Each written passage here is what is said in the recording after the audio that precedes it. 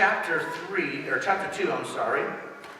Chapter 2, I think I want to jump ahead here. And I'm going to be reading chapter 2, verses 1 through 9. And we'll be going over it real quickly. My son, if you receive my words and treasure my commands within you, so that you incline your ear to wisdom and apply your heart to understanding. Yes, if you cry out for discernment and lift up your voice for understanding, if you seek her as silver and search for her as for hidden treasures, then you will understand the fear of the Lord and find the knowledge of God. For the Lord gives wisdom, from his mouth comes knowledge and understanding. He stores up sound wisdom for the upright, and he is a shield to those who walk uprightly. He guards the paths of justice and preserves the way of his saints. Then you who will understand the righteousness and justice, equity, and in every good path. You know, for the last few weeks, we've been talking about the issues and answers that we have in our life. And we're looking to the book of Proverbs for those, because it often provides a great deal of information on how to live a successful life. Last week, we introduced the idea that we live in a very disconnected world. And we do so through our phones and all kinds of electronic media. And it can be easily distracting and pull us away from those things that are important. But today, we're going to be looking at a different topic. And so I want to show you that topic right now. We're going to watch a little video. See what it shows.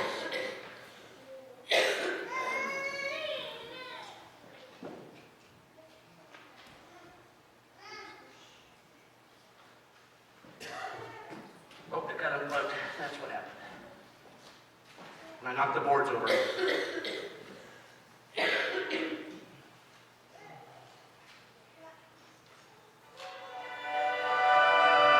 My name is David Kinnaman. I'm an author and a researcher. The statistics are showing that young people are leaving the church in staggering numbers. And I just felt compelled to figure out why. Hello, I live in New York City, and this is how the church lost me. Growing up in church, I think I just got too close and understood how it works the way somebody understands how a business works. It's just not real or relevant to me. I don't think God was who I made him. You have a new generation that's asking questions and they feel as though those questions aren't being responded with honest answers. I consider myself to have a really great relationship with God. I don't have it in the way that my mom sees. The result is pretty obvious. Young people are leaving the church, and in some cases, they're even losing their faith. I don't know if Jesus was the Son of God. Which means I'm not a Christian, right? I'm still a Christian, I just don't go to church anymore. Honestly, I think it's time that we start a real conversation. We just need to start talking. Let's start talking. It needs to be okay to say you lost me and not have everyone freak out. You lost me doesn't necessarily mean forever. Young people need to express their frustrations, their doubts, their questions, and older Christians need a place to learn and to be heard. It's about being able to bring up a question about evolution or sexuality without just having a Bible. Look, let's just get it out on the table. You lost me. You lost me. And let's get this conversation started.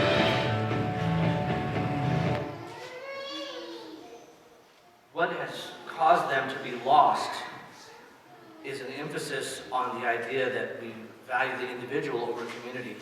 And many of our young people, especially these millennials that they're talking about here, they're looking for community. They're looking for things that matter.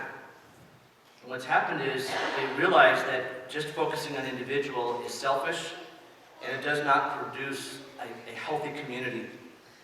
You know, even if we look at this whole chapter in chapter 2 here, you know, the very first part, it gives the answer to our young people. It does give the answer to us older ones as well, but it says here, if you receive my words, in other words, if you'll just receive training, if you'll listen to what God says, rather than to what others will say. In verses 3 and 4, it says, if you'll just seek wisdom, if you seek wisdom, you'll know the truth. Verse 5 and 6, it talks about, and when you do so, you will receive the fear of God. In other words, you'll receive that knowledge and wisdom that you need. And in verses 7 through 9, it's talking about when we do that, our paths will be guided. We will know the way, because we'll have that wisdom, we'll have that knowledge. And that's the whole point of what this whole section is about, is that instead of focusing on the individual, We need to understand that we are part of a community. Just a few weeks ago, we had a big old thing where we honored a lot of the individuals in our community that serve so well. They help out with all sorts of things. And last couple of weeks, we've seen how we have benefited from that. We had the sauerkraut days, we had the wild buffalo feed, and so many other activities that we have. Our country in particular has always promoted that individualism, that rugged individualism that has allowed us to grow into the country that we have now. But in the long term, that actually will be detrimental to our community. In our time, that philosophy of life does erode all the things that are important. It erodes community, and eventually it erodes the religion, which is happening in our community today. Now, Bushwick is somewhat sheltered by a lot of that, but we are connected in many ways that will prevent us from serving in a great way. Here's a great quote that I found from Coretta Scott King. You'll know her very well, related to Martin Luther King. She has this quote. She says, "The greatness of a community is the most accurate measured by the compassionate action of its members." But the question is, how do we do this? How do we show compassion? How do we operate as a community? How do we not focus on the individual so much and focus on what's important in the community? And better yet, how do we do this? What are some specific things we can do? We think that this is something that's unique to today, and as I've shown you before, it's false. We know that it's not true. This is something that happens, but let me tell you a little bit about the community. I found this article about the failing community and why young people are quitting their jobs in droves. 1/2 of millennials and 75% of Gen Zers, those are your high schoolers and up to about 23, 24-year-olds, have quit their jobs for mental health reasons. 50% and 75%. For baby boomers, less than 10% quit their jobs because of mental health issues.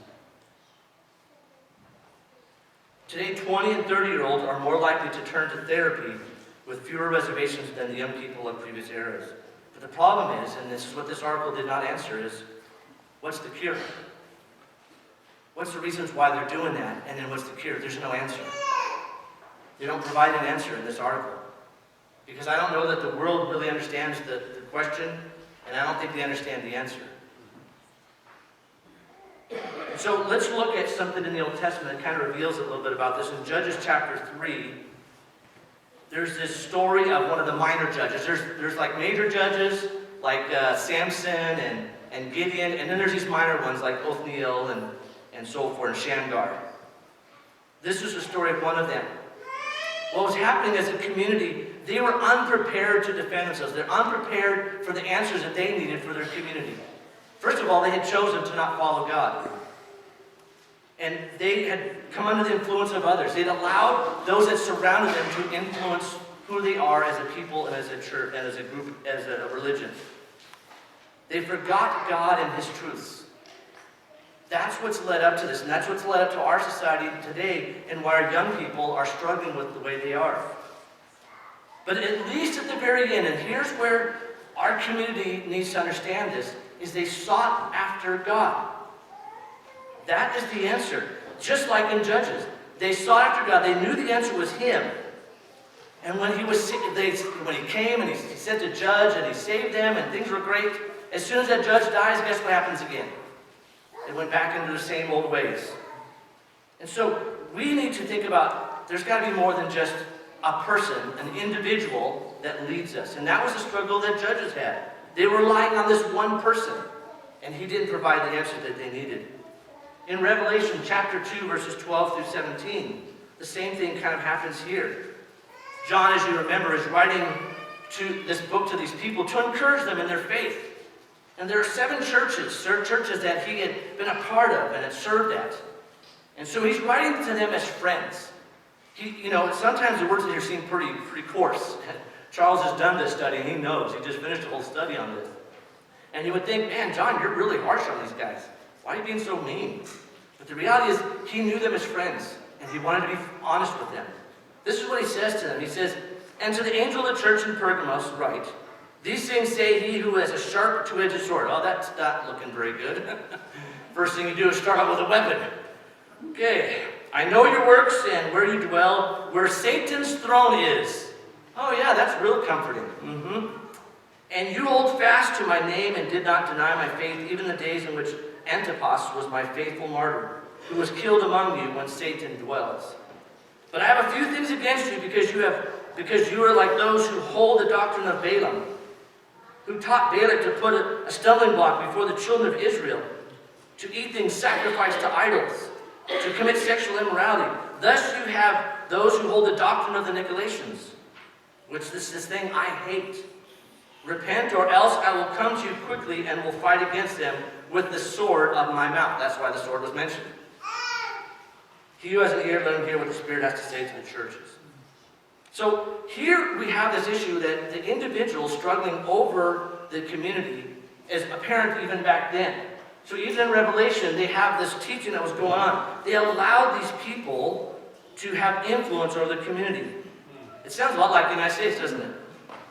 We're allowing people to have influence over the church world and over what is important. They talk about this idea of Satan's throne. It's a place where the state was deified. The state was more important than the community. They talk about immorality, things that drew them away as individuals to things that would keep them away from God. And of course, they had very poor theology. They were not taught the Word of God. And that's the issue. Those are the problems that our young people are facing today. They're being drawn away. The state has become their savior. And you'll see that when you look in the news. It's very easy. They've been drawn away by things that cause them to not worship the Lord, but to worship themselves or to worship other things. And they've not received very good teaching. The one guy says, I'm not even sure that I believe that Jesus is the Son of God. He goes, I guess that makes me not a Christian. I'm like, yeah, I think that would be a good assessment.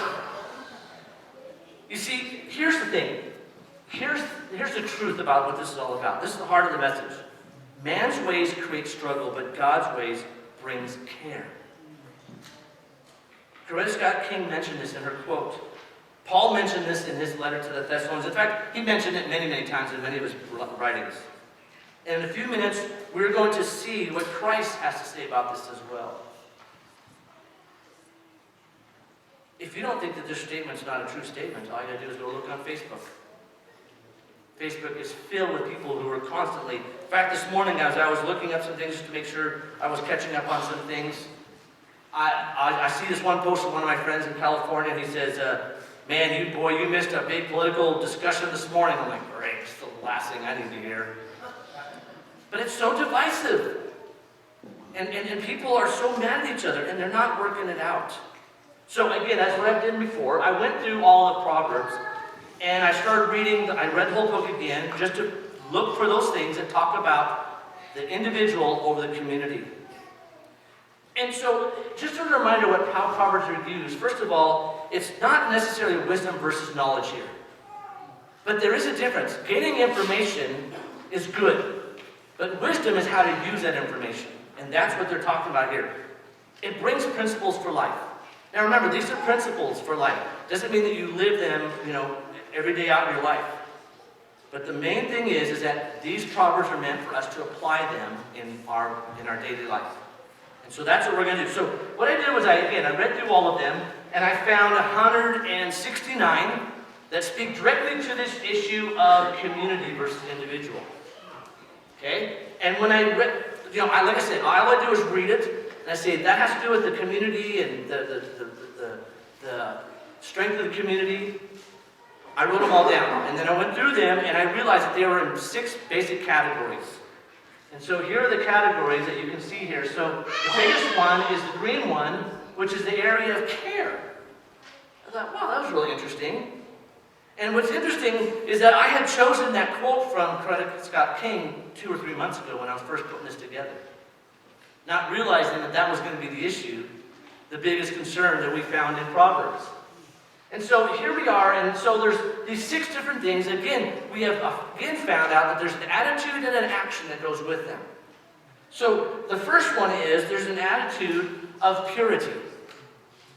An attitude of purity. You remember in that church we talked about in Revelation, that one of their issues was it talked about sexual immorality and going after idols. There's a need for us to have a purity of heart. In chapter 20, verse 7 of Proverbs, it says this: "The righteous man walks in his integrity. His children are blessed after him." Purity is the largest area of attitude on this chart. And probably because we need to approach the community with pure... Here's the thing. If you've ever been a teacher, worked with kids at all, if you're not sincere and if you really don't love those kids, they'll know. Miriam, am I not right? Well, they know that... If you're unprepared, will the kids know that you're unprepared? If the kids know that you're just faking it, well, they'll know it, won't they? They'll know. They'll know if you really love them.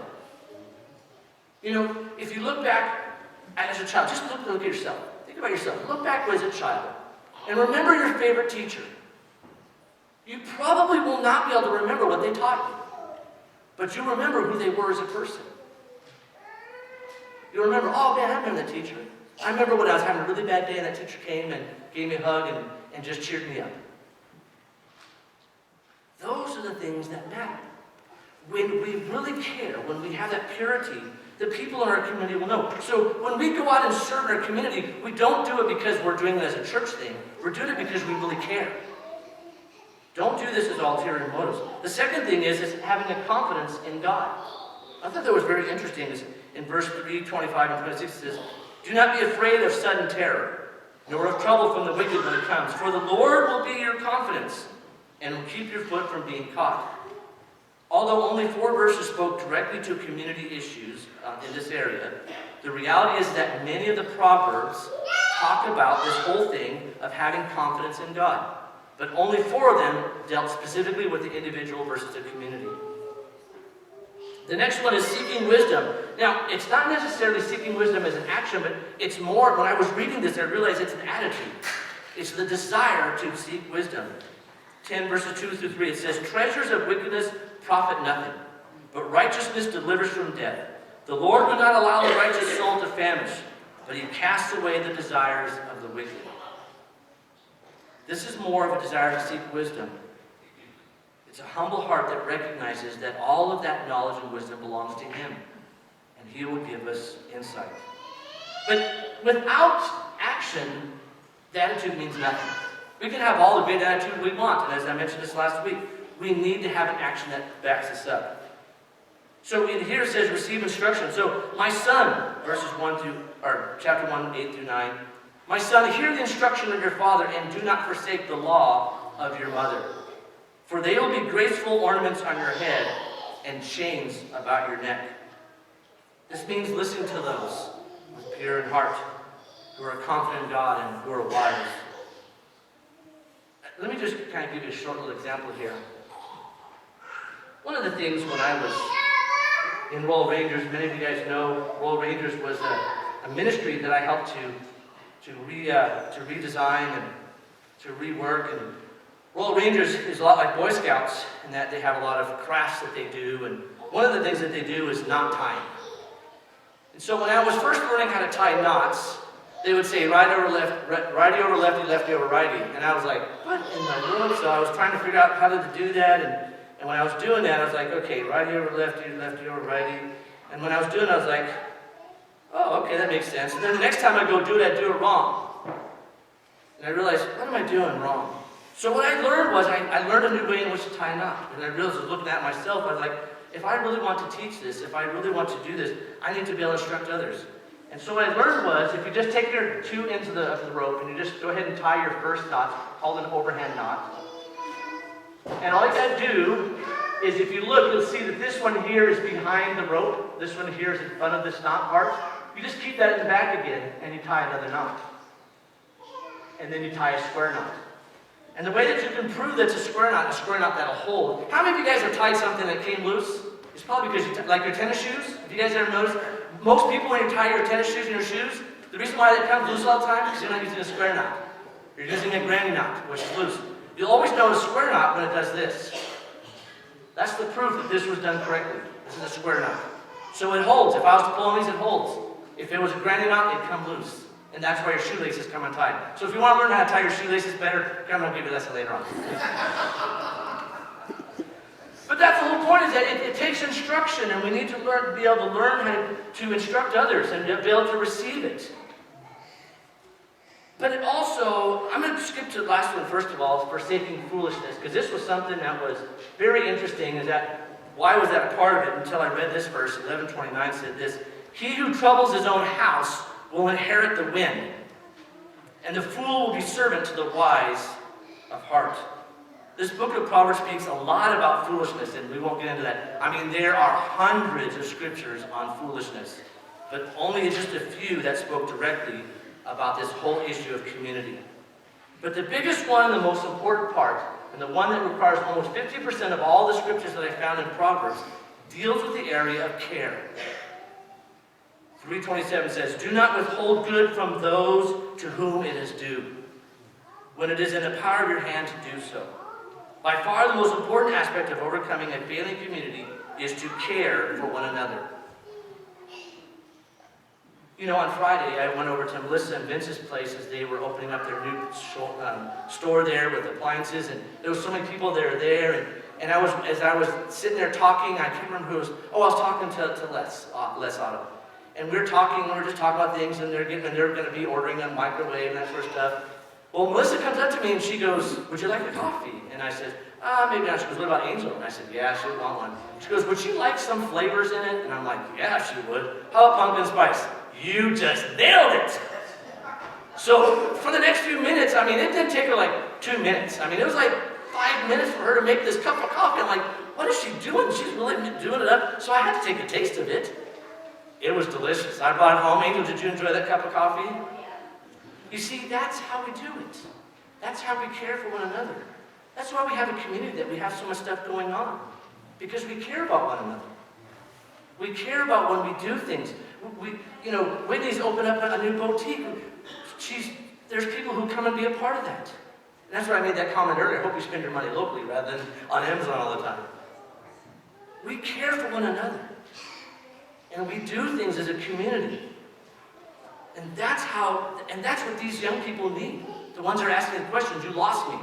If we will care for them and show them what that means and how that's done, then they'll continue to go to church. In 1 John chapter 4, it talks about this. The same wisdom from Proverbs is echoed in this New Testament verse. 1 John 4:9. So listen to what it says here. "We love him because he loved us." Simple, straightforward, to the point. So I'm going to talk about the action first. We love him. We love God. And we do that by the way that we love others. But we do it because we are loved.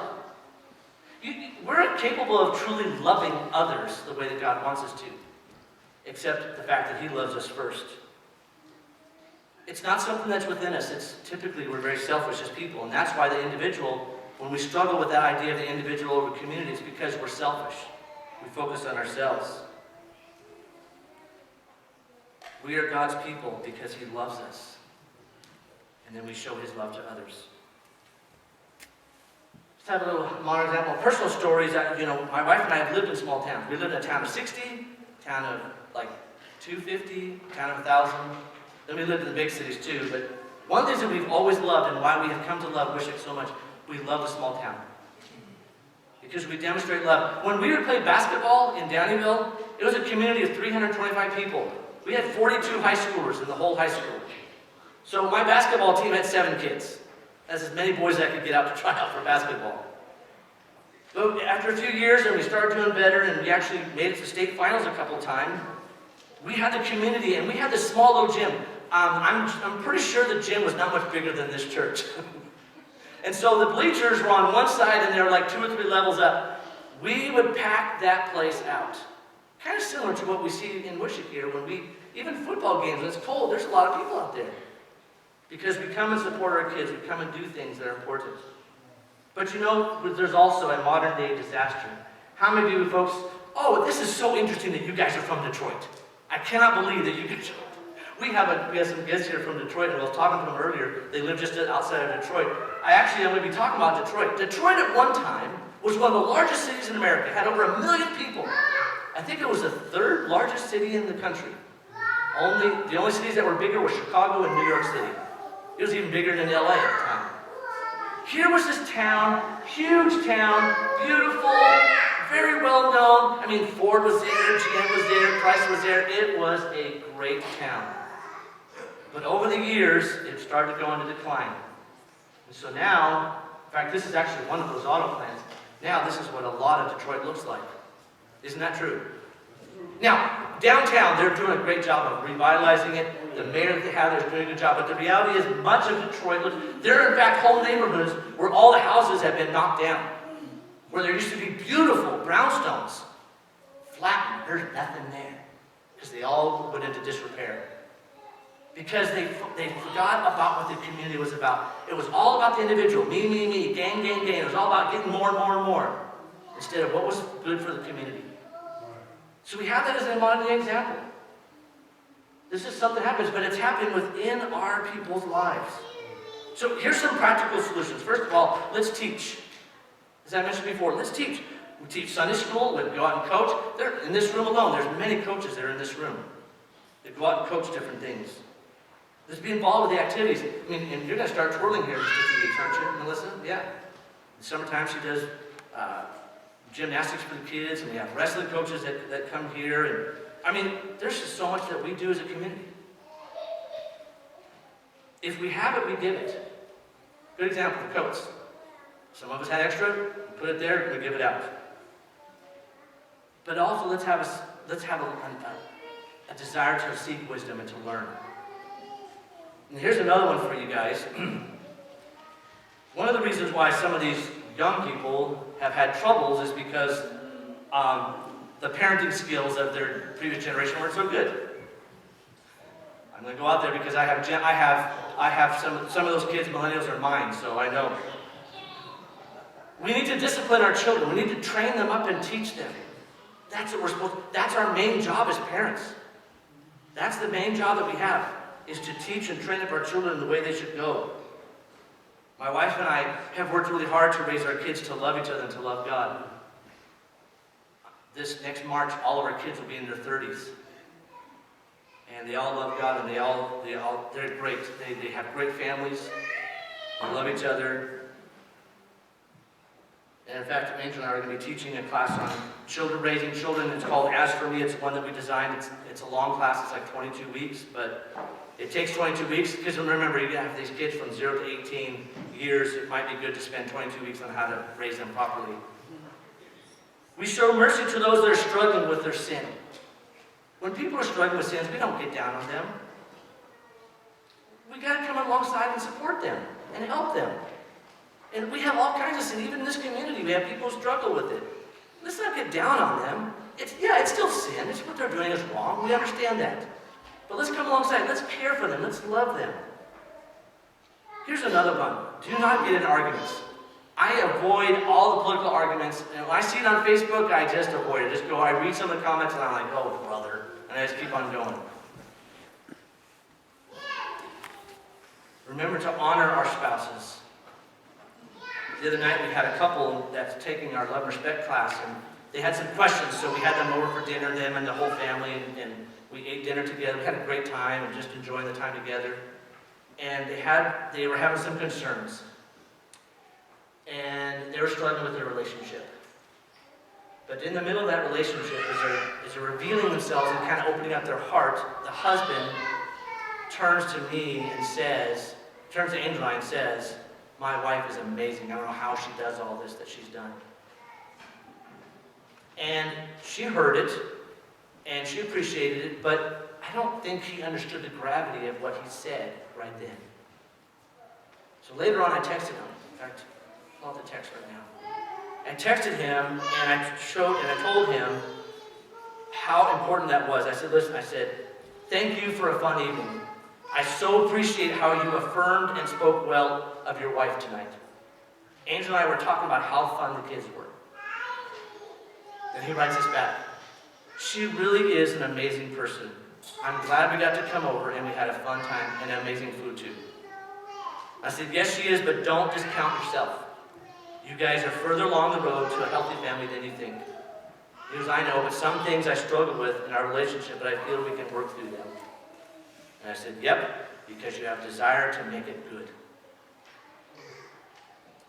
You know, when we care for one another that way, when we honor one another that way in public, obviously we're going to have our fights behind the door. You know, Angel and I have our fights every once in a while. Don't lie. These guys know better. We're like anybody else. We have our struggles. But when we care for one another, these are the things that we do for one another. And lastly, when we are friendly. Enjoy being with people. I really do enjoy being here. I really do enjoy going out and doing the sauerkraut days and going out and coaching kids. I really do enjoy that. Let's watch this video now. We tried to get pregnant for about 8 years, and every year I would just wait for the Lord to bless us with the child that we always wanted to have. Our journey group played a crucial role. They prayed for us a lot. They were there to love on us and just be there for us. And it would be hard at times when pregnancies would pop up around me and baby showers. I kept wondering when was my turn going to come. And she had come to a point where she just resigned herself that they just weren't going to have children. And then after 8 years, bam, my wife's pregnant. I was really shocked that we finally had achieved that. And throughout the whole pregnancy, I was kind of on eggshells, just waiting for something to happen. The pregnancy wasn't easy. She was on bed rest for 7 weeks, and just really hard overall, not just emotionally, but physically. It was very difficult for her. It was a lonely time for her, and we were able to come over and visit and bring her food and just be there for her. And then Regan was finally born. And it was amazing. It was a hard labor as well. I ended up having a C-section, but I didn't care at that point. I was just happy to have a child. Shortly after Regan was born, she was actually diagnosed with retinoblastoma, which is a malignant type of cancer of the eye. And you can just imagine, after waiting so many years to have a child and then have the complications of the pregnancy and then finally bring a beautiful girl into the world, to kind of be shocked. It threw us for a tailspin, definitely. But within the first 24 to 48 hours of being in the hospital, there's our journey group. They cried with us, they prayed with us, they were there really every step of the way. The hardest thing was when Kristen would ask, why would God do this to me after 8 years of not being able to have a child? And sometimes she just needed to vent her frustrations. She would call from us on the phone and talk for an hour at a time. And sometimes she didn't know what to say except, I'll pray with you. It's really hard to watch over a child with cancer, and I would just get exhausted. And the only way to get a break is to go home. So one of the ladies stayed with her a couple different times for me. And people would bring meals, which was always welcome in a hospital. Just whenever we needed anything, all we had to do was ask. Some of the ladies would ride with her every time Kristen would have to go take her for chemotherapy because there were days where she would have to have 5 days in a row. Brandy, being in the military, was pulled away at times, and so we just had opportunities to step in and help either cut the grass or maybe doing some minor maintenance things around the house for Kristen. You just can't process it all. But when you've got the help of brothers and sisters in Christ that just come together and just really love on you, hug on you, cry with you, pray for you, I think it helps solidify my own faith. It's easy to get isolated. It's easy to feel alone. It's easy to ask where God is. And when people like your brothers and sisters in Christ show up, you know that God is there. And it's a relief. It's a measure of joy.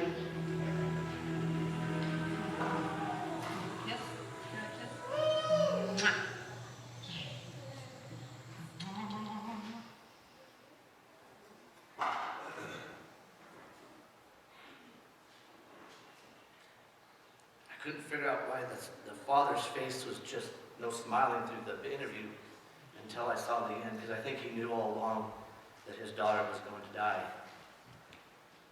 And yet, even in the midst of all that pain and suffering, his community came around him.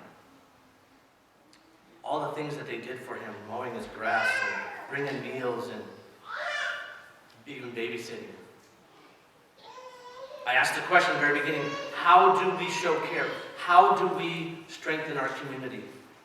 The answer was right in that video. First of all, it means that we ask for help when we need it. I know that's really hard for us Russian Germans up here in North Dakota. I'll ask people, do you need anything? Nope, we're good, we're fine. People ask for help, I'm serious. The other night, one of the families was wanting to go do something for an anniversary, and their babysitter had to drop out at the last minute. They called us and said, is there any way you can watch the kids? Oh yeah, we'd love to. But you need to ask for help so our community can help you. It means we step in when help is needed. You obviously could see their community stepped in and helped them. And it means that we as a community of believers and as a family, we care by our actions. This is basically it. Our community needs our love. That's what we do. Our community needs our love. It needs the church's love. It means we share in the garden like Jerry did with us. And that's the reason why, and Bill as well. Those two helped Angel, and that's why you saw so much vegetables and stuff on the tables in the back there. It's because they shared. They gave. This is what it's all about. When we can do this, then all that struggle we have as individuals comes forward. I'm going to pray here, and then I'm going to introduce the big question. Father, I just thank you so much that you have given us a book that is filled with wisdom on what to do to help our communities. We are very fortunate here in Wishick. A lot of the problems that we see around the world, we just do not have here. But as we saw in Judges and as we saw in Pergamum, that if we aren't cautious and if we aren't careful, we could end up the same way. So help us, Lord, to have the attitude of seeking wisdom and have a purity of heart. But most of all, Father, that we will take that attitude and express it in the way that we care for one another. We thank you and we praise you. Amen. So here's a big question I want you to share with your family over the next couple of weeks. What was your first memory of church? I'm trying to think back of my first memory of church growing up in the Catholic Church. I'm not sure that I remember what it was. I think probably the most important one was that I served as an altar boy, and I loved doing that. And that was probably my strongest memory of serving as an altar boy. Well, let's all stand as we sing the